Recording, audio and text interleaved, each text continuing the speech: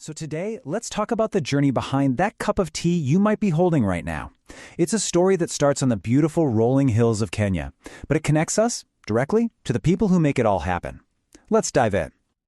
You know, this quote just gets right to the heart of it. It doesn't matter if we're talking about a family farm in the American heartland or a tea plucker in Kenya.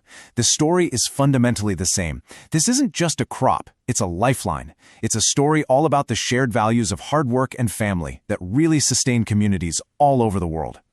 And this number, this is what it's all about. 650,000 small-scale farmers. Now, we're not talking about huge corporations here. We're talking about families. Families who, together, cultivate over 60% of Kenya's tea, which makes the country the third largest tea producer in the entire world. All right, so let's actually get to know these titans of the global tea supply. Their dedication, their resilience, their commitment to the land, it mirrors the very same values you'd find in family farmers right across the United States. They are, without a doubt, the backbone of this industry. And get this ownership structure is incredible. These folks aren't just contract growers. They are literally shareholders in their own processing factories. It's created one of the largest farmer-owned agricultural systems on the entire planet, which makes them true entrepreneurs in their own right. Okay, but here's the catch. Despite their absolutely crucial role, despite their ownership, these farmers are up against a massive, structural challenge in the global market, a challenge that keeps them from seeing the full value of their incredible hard work. And this, right here, shows you the sheer scale of the problem. An absolutely astonishing 99% of all tea leaves Kenya as a raw, unprocessed bulk commodity. That means only a tiny 1% is what we call value added, processed and packaged inside the country before it's sold. And you might be asking, so what? Well, here's why that matters so much. When a product is exported raw, the real value gets added thousands of miles away. The blending, the branding, the packaging, and, you guessed it, most of the profit is captured long after the tea has left the farmer's hands. So this system, the bulk export model, this is what Kenyan growers, and honestly a lot of American farmers too, are really fighting against.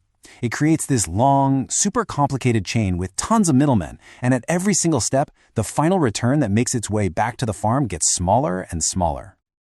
But here's the good news. A really powerful shift is happening to fix this. A new model that moves from just selling bulk to building a brand. It's a path toward a much more equitable future, not just for the farmers, but for all of us tea drinkers everywhere. I mean, just look at the difference here. The new model radically shortens the supply chain.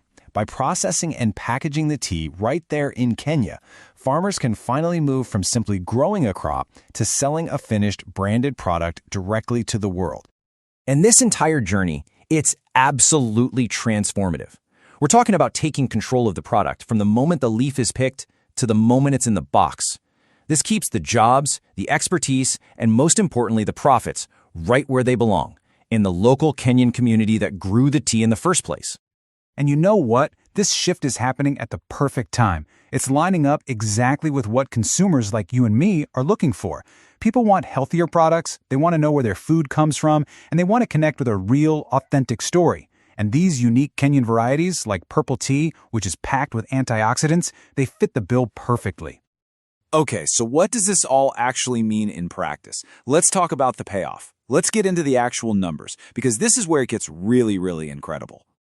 First up, the wholesale value. By processing and branding these specialty teas in Kenya, the value of that exact same harvest can jump by 3 to 4 times compared to just selling it as bulk black tea. That is a massive leap. And that value, it doesn't just stop at the farm gate. It carries all the way to the store shelf.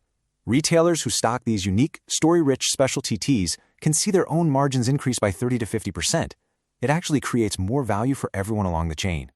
And this right here, this is the most important outcome of all. The bar chart says it all, doesn't it? When value is added at the source, a dramatically larger share of the price you pay at the checkout goes directly into the pockets of the farmers who grew it. So what you end up with is this amazing win-win-win scenario. The farmers earn a much fairer income. New jobs are created in rural Kenya in things like packaging and logistics. And we, the consumers, get a fresher product with a transparent story we can actually feel good about. But the vision, it goes even deeper than just the economics. This new model is opening the door for something truly special, a farmer-to-farmer future that builds a genuine global partnership. I mean, think about it. This is really about recognizing a shared identity. The challenges, the incredible hard work, the commitment to family and community, these are universal values in farming, no matter where you are. And this opens the door for sharing knowledge, collaborating on new techniques, and so much more. And how cool is this idea? Just imagine for a second, a true collaboration that blends the best of both worlds.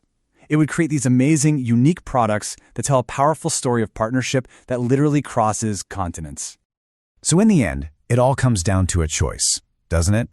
A choice to look beyond what's on the box and understand the incredible story within. Because every cup we drink can be more than just a beverage. It can be a direct connection to 650,000 farmers and a vote for a more equitable, more connected world.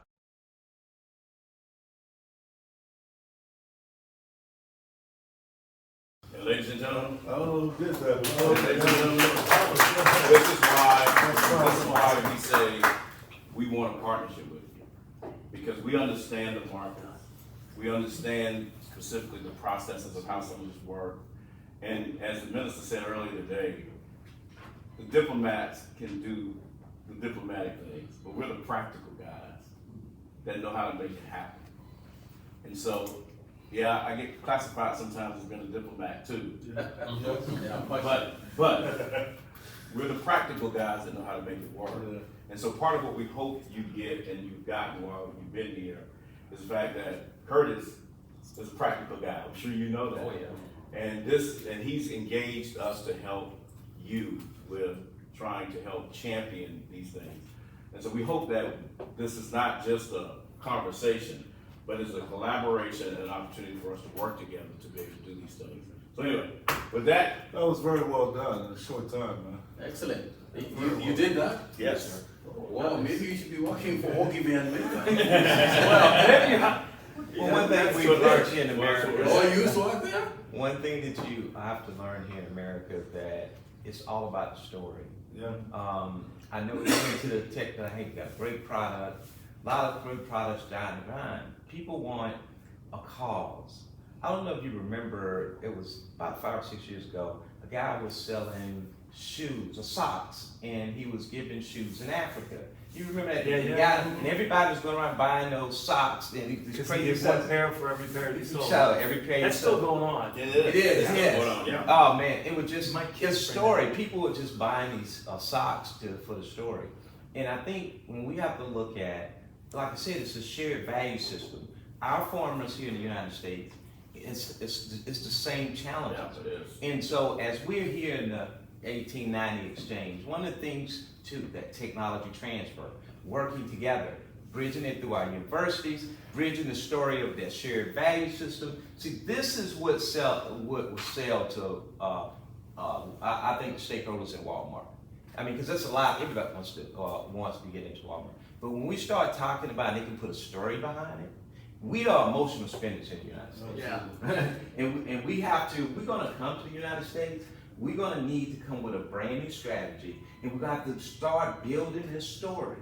And it's not gonna be easy, but you gotta do it in the right channels, have the right message, and then the story is gonna drive that demand.